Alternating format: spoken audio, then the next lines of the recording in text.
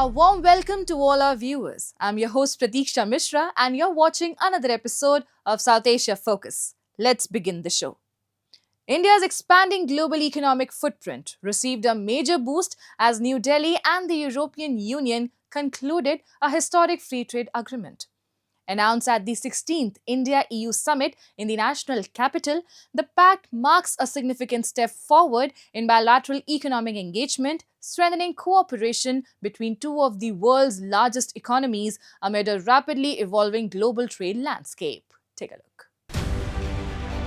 India's strategic diplomacy continues to yield results on the global stage, reinforcing the country's position as a trusted economic partner. Through consistent engagement and dialogue, New Delhi has played a key role in advancing a forward-looking trade agenda with the European Union. Indian Prime Minister Narendra Modi and European Commission President Ursula von der Leyen jointly announced the conclusion of the India-European Union Free Trade Agreement at the 16th India-EU Summit in New Delhi. The announcement marks a historic milestone in India-European Union economic relations and trade engagement with key global partners. The free trade agreement positions India and the European Union as trusted partners committed to open markets, predictability and inclusive growth. The pact comes after intensive negotiations following the relaunch of talks in 2022, reflecting years of sustained dialogue, cooperation and strong political will on both sides to deliver a balanced and rules-based trade partnership. यह FTA Bharat और European union के बीच investment को boost करेगा, नई innovation partnership बनाएगा और वैश्विक स्तर पर सप्लाई चेन को मजबूत करेगा। यानी यह सिर्फ ट्रेड एग्रीमेंट नहीं है, यह साझा समृद्धि का नया ब्लूप्रिंट है। This trade will integrate further our supply chain and strengthen our joint manufacturing power. It will cut up to 4 billion euros in annual tariffs for exporters of all sizes. And it will create good jobs for millions of workers here in India and in Europe. The European Union is one of India's largest trading partners, with bilateral trade in goods and services expanding steadily over the years. According to India's Ministry of Commerce and Industry, in 2024 to 2025, India's bilateral trade in goods with the European Union stood at $136.54 billion with exports worth $75.85 billion and imports amounting to $60.68 billion. Together, India and the European Union are the fourth and second largest economies globally, accounting for nearly 25% of global GDP and one-third of global trade. The integration of these two diverse and complementary economies is expected to generate unprecedented trade and investment opportunities. This free trade agreement between European Union and India places India at the high table of international geopolitics. Under Prime Minister Narendra Modi's leadership, India has today found recognition and importance across the world. The world sees India as the fastest growing large economy, a country with strong macroeconomic fundamentals, a country growing very rapidly in terms of demand that 1.4 billion people, 140 crore Indians generate. Aspirational young India, full of talent and skills, is today wanted as a trading partner, as a strategic ally by all developed nations across the world.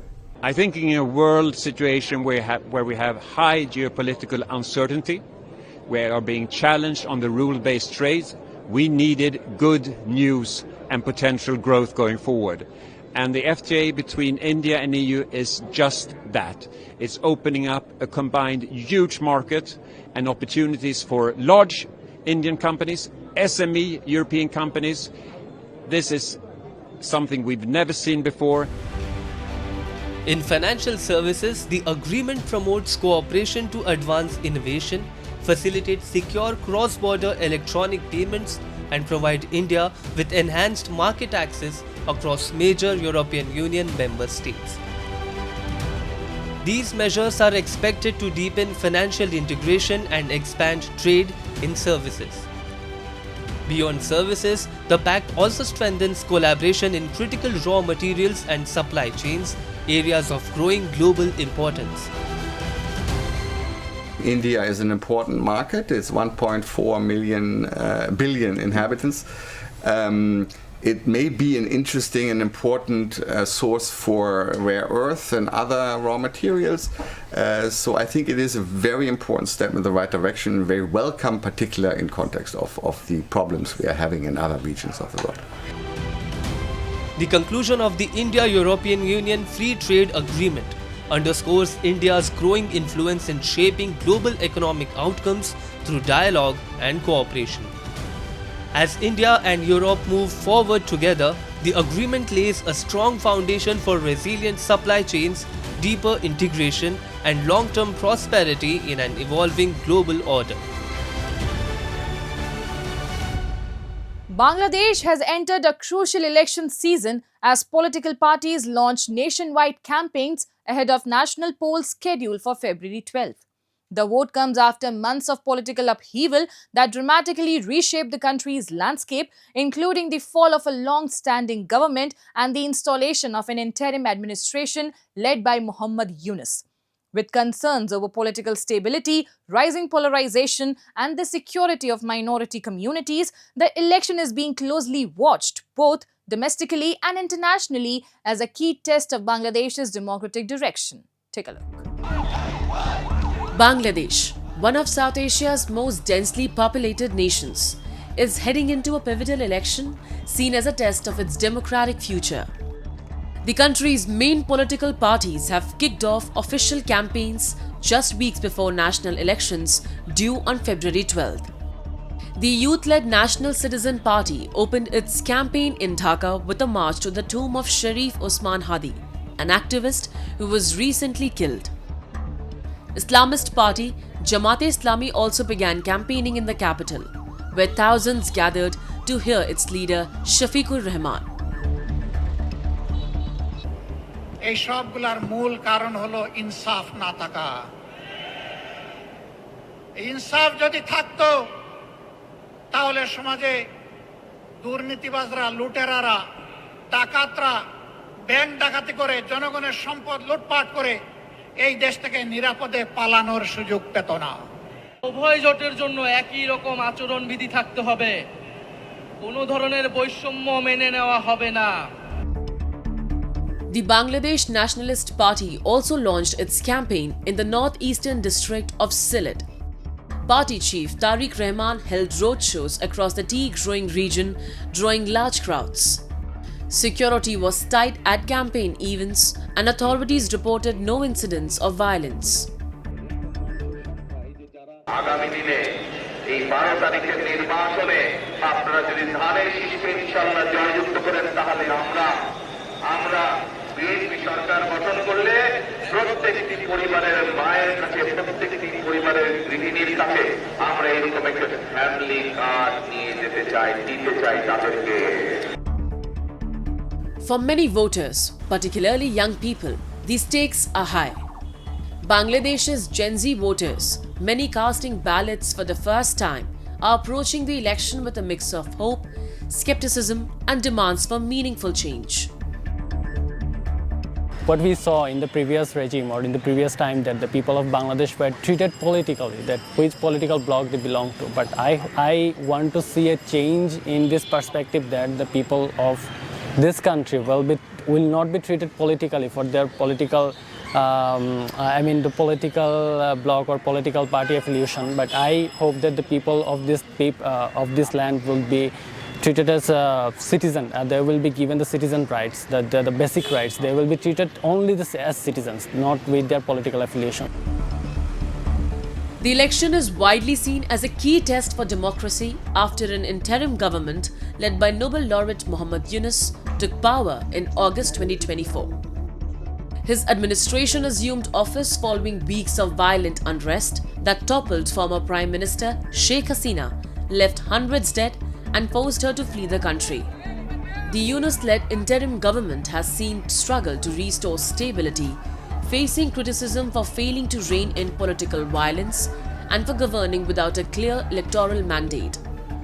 Concerns have also been raised over rising attacks on religious minorities, as deepening political polarization and the growing influence of religious hardliners continue to destabilize the country. Time now for Asia This Week, the stories from across the continent. Foreign ministers from Southeast Asia met to discuss key regional issues, including heightened tensions in the South China Sea, the escalating civil war in Myanmar, and a border dispute between Thailand and Cambodia. The foreign ministers' retreat of the Association of Southeast Asian Nations aims to set the bloc's agenda for the year under the chairmanship of the Philippines. Manila is also aiming this year to finish a long-delayed code of conduct for the South China Sea, where tensions have escalated over the past 3 years. An alliance of Shiite political factions that commands a majority in Iraq's parliament selected former Prime Minister Nouri al-Maliki as its candidate for the premiership. The decision cleared the way for talks to form a new Iraqi government, which will have to carefully manage relations between the United States and Iran. Leaders from 7 Japanese political parties took part in a pre-election debate in Tokyo ahead of the official launch of campaigning for the February 8 vote. Prime Minister Sanai Takaichi was questioned about the effects of her Liberal Democratic Party's proposal to suspend the 8% sales tax on food and beverages for 2 years after worries over how the policy would be funded unsettled bond markets last week. Yoshihiko Noda, head of the main opposition Centrist Reform Alliance, who has also called for cutting the food sales tax, faced similar scrutiny during the debate. Cambodia has deported more than 70 South Korean nationals suspected of links to alleged scam operations, with the removals taking place late on January 22 at Phnom Penh Techo International Airport. The 65 men and 8 women were part of a wider group of over 260 South Koreans detained during recent anti-scam operations in the country. Attention on scam centers in Southeast Asia has intensified since the death of a South Korean student last summer who was reportedly coerced into working at a scam facility in Cambodia. On January 28, a South Korean court sentenced former First Lady Kim Kyon-hee to 1 year and 8 months in prison after convicting her of taking bribes from officials linked to the Unification Church in exchange for political favors. Kim, the wife of former President Yoon Suk-yeol, who was removed from office last year, was acquitted of charges related to stock manipulation and violations of political funding laws. Prosecutors had saw a 15-year prison term and fines totaling 2.9 billion won, citing allegations that she received luxury Chanel handbags and a diamond necklace from the Unification Church in return for political influence. Residents of Pakistan-occupied Gilgit-Baltistan protested prolonged power outages, claiming that ordinary households face severe electricity shortages while officials enjoy uninterrupted supply. Locals say the crisis has disrupted daily life, education, and livelihoods, forcing families to rely on firewood in freezing winter conditions. The region is also struggling to recover from the 19 January earthquake, with hundreds of families still living in makeshift tents. Residents warn that if authorities continue to ignore their plight, protests could escalate, leaving many trapped in worsening conditions. Anger is mounting in Gizeh district of Pakistan-occupied Gilgit-Baltistan. where residents recently staged a protest against prolonged power outages and alleged discriminatory electricity distribution by authorities. Protesters claim that while ordinary residents endure severe load shedding, struggling even to light a bulb, government officials and select colonies continue to receive uninterrupted electricity. Locals say the crisis has paralyzed daily life, disrupted education and livelihoods, and forced families to rely on firewood to survive freezing winter conditions.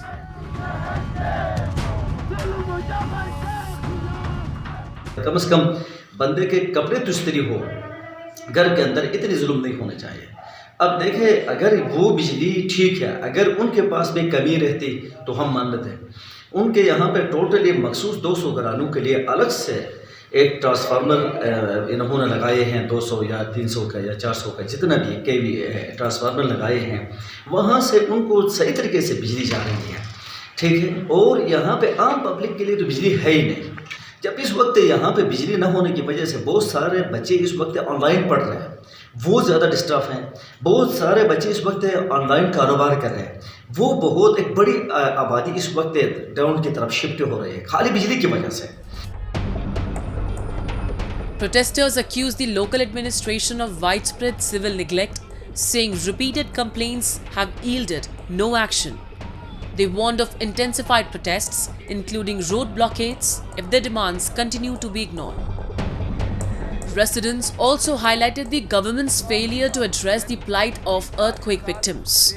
The 19 January earthquake in Pakistan-occupied Gilgit-Baltistan left the Chapursaran Valley devastated, with around 600 households affected and nearly 300 damaged.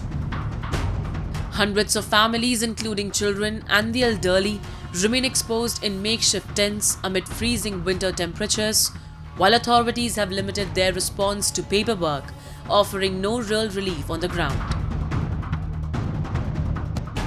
एक भी घर ऐसा नहीं है कि जहाँ पे इंसान अंदर जाने के लिए मतलब वो कतराता है कि वो किस तरह उस घर के अंदर जाएगा। बच्चे, चीरखार बच्चे, बुजुर्ग, बीमार जो है ना, वो खुले आसमान तले इसी जो पर्दे वाले टेंट के अंदर हम लोग जिंदगी गुजारने पे मजबूर हो गए हैं। Chapursan villagers have called for an emergency declaration and full deployment of state resources, warning that their livelihoods depend on this land. But with Pakistan-backed POGB administration continuing to ignore their pleas, residents say they remain trapped in a worsening crisis, with no electricity, no relief, and no hope for urgent government action. India celebrated its 77th Republic Day with grandeur and military might in New Delhi, welcoming EU leaders as chief guests. The parade debuted indigenous defense systems and BSF women jawans with camels and cultural tableaus reflecting India's diversity. At Wagah, visitors expressed pride and energy, while in Ayodhya, devotees thronged Ram Temple. The celebrations concluded with the beating retreat at Atari Wagah, showcasing military precision and patriotic fervour. Take a look. India displayed its military might and cultural vibrancy on 26 January 2026 during the 77th Republic Day celebrations in the capital New Delhi. European Union leaders attended as chief guests, witnessing the grandeur firsthand. Prime Minister Narendra Modi greeted President Draupadi Murmu, European Council President Antonio Costa, and European Commission President Ursula von der Leyen as they arrived at Kartavya Path to witness the parade. This year, the parade featured the debut of several indigenously developed defense systems and the impressive marching of BSF jawans. The celebrations also showcased Bactrian camels and thematic tableaus reflecting India's rich cultural diversity. The celebrations were not limited to New Delhi. Across India, citizens joined in patriotic fervour. At the Wagah border, the patriotic energy was palpable among visitors. Wagah border पे मनाने आज बहुत ही ज्यादा अच्छा लग रहा है। वंदे मातरम, भारत माता की जय। बहुत ही बहुत ही ज्यादा जोश है। और ये आज कह रहा था मेरा बेटा कि चलो हम वही देख के आएंगे, इस बार हर बार टीवी पे देखते हैं पर इस बार वही देखेंगे। जवानों का आत्मबल बढ़ाने के लिए देश की सुरक्षा जो ये रात दिन कर रहे हैं, तो उनकी आत्मबल बढ़ाने के लिए हम लोग यहाँ मौजूद रहे आज। In Ayodhya, devotees flocked to Ram Temple after the parade, while police ensured strict crowd management to maintain order. Along the northern border, the Indian Army's 6th Rashtriya Rifles organized the Republic Day event at the Ruhe Hind flag site, marking the first major public celebration following Operation Sindoor. Local youth and residents participated with immense enthusiasm. यहाँ पे काफ़ी जोश है, सब जो भी young youth है उसमें काफ़ी जोश है और जज्बात के साथ। और यहाँ पे हमारे ये जो केरन सेक्टर 0 लाइन पे खुशियों से आज यहाँ पे हमारा तिरंगा लहरा रहा है। तो हमारे जितने भी यूथ है और यहाँ की जो आवाम है केरन सेक्टर की, तो इन्होंने काफ़ी मतलब जोश और जज्बे के साथ इसमें पार्टिसिपेट किया। The ceremony showcased a spectacular display of military precision, patriotic fervor, and cultural pageantry, with soldiers and officers marching in perfect unison. From parade grounds to sacred sites, patriotism echoed across India. And with that, we come to the end of this week's episode. See you next week. Till then, goodbye and take care.